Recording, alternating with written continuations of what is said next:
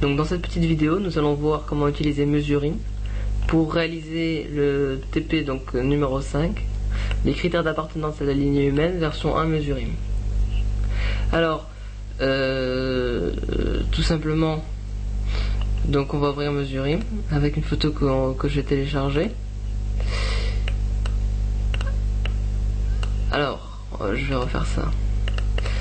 Ok, donc tout simplement, on va aller tout d'abord, on va agrandir.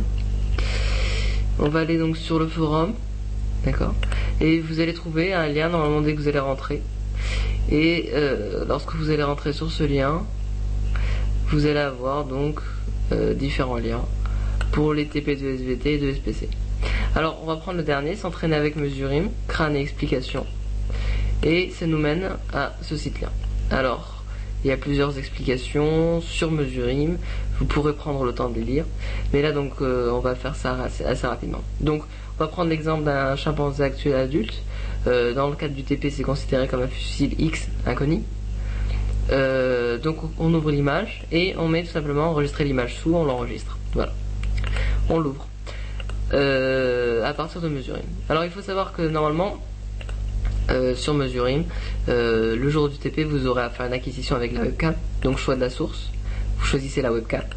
Bon, ici j'en ai pas. Et ensuite tout simplement acquérir.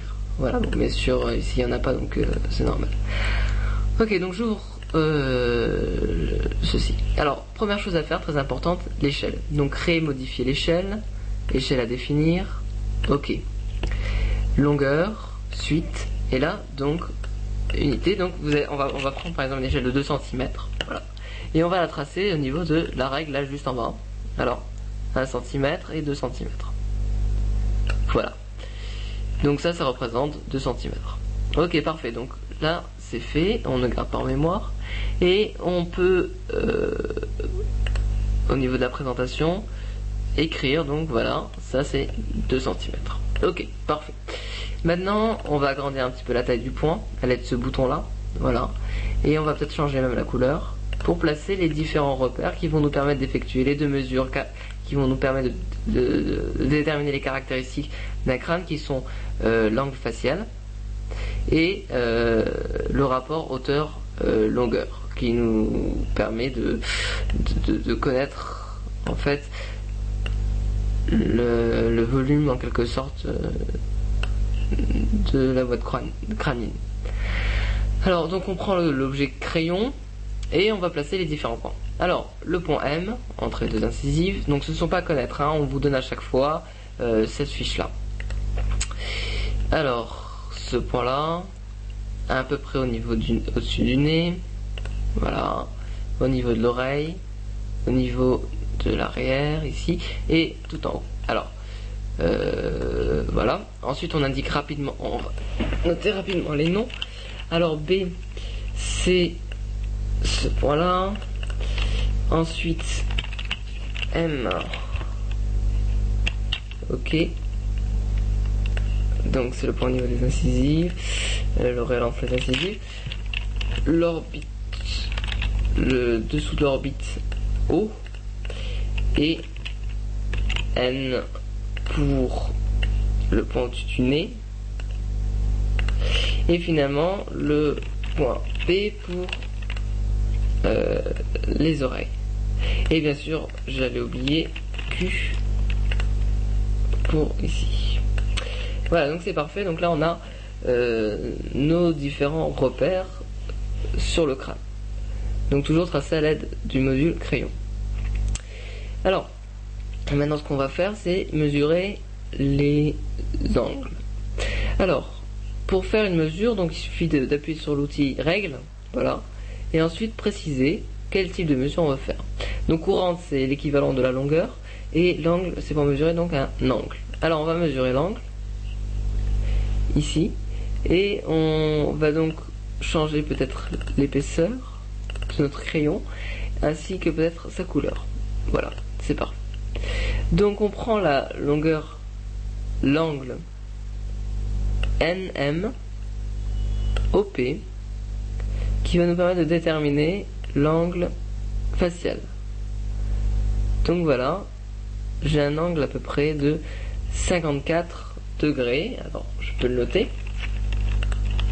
Alors en réalisant peut-être même les traits à l'aide de l'option ligne, et on va le noter donc 54 degrés. Ok. Alors, donc c'est l'angle facial. Maintenant le rapport hauteur-longueur qu'on va calculer.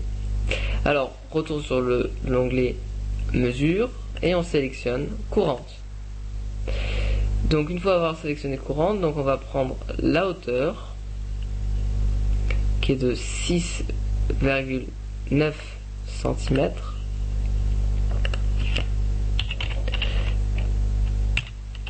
que l'on va diviser par la longueur NQ de 11 cm et demi, et on trouve un rapport de 0,6. Alors on va voir avec quoi ça correspond tout ça. Alors rapport de 0,6 et un angle de 54 degrés. Donc alors j'ai l'impression qu'il y a une erreur au niveau de l'angle. Donc 45 c'est trop grand. Mais bon, après il faut être plus précis au niveau du placement des points. Mais en tous les cas, la démarche est toujours la même. Voilà. Donc, comme j'ai fait un peu à la va-vite, bon, c'est normal qu'on ait des résultats approximatifs, donc il faut savoir s'appliquer en TP pour avoir les bons résultats lors des mesures. Alors, deuxième manipulation à savoir faire avec Mesurim. Donc c'est sur Sordoria pour faire un comptage. Alors tout simplement, la technique c'est de cliquer sur l'onglet comptage. Et là, on peut préciser le nombre d'objets à décompter. À compter, tout simplement. Donc par exemple, on peut prendre 2 pour les combiner, les phénotypes parentaux et recombinés. Ou tout simplement pour chaque phénotype on va les compter. Donc tout simplement c'est juste ici. Après vous pouvez vous amuser à changer les couleurs, etc. Donc R à Z ça signifie remise à 0. Donc voilà pour ce qui est donc de l'utilisation du logiciel Mesurim dans le cadre des ECE.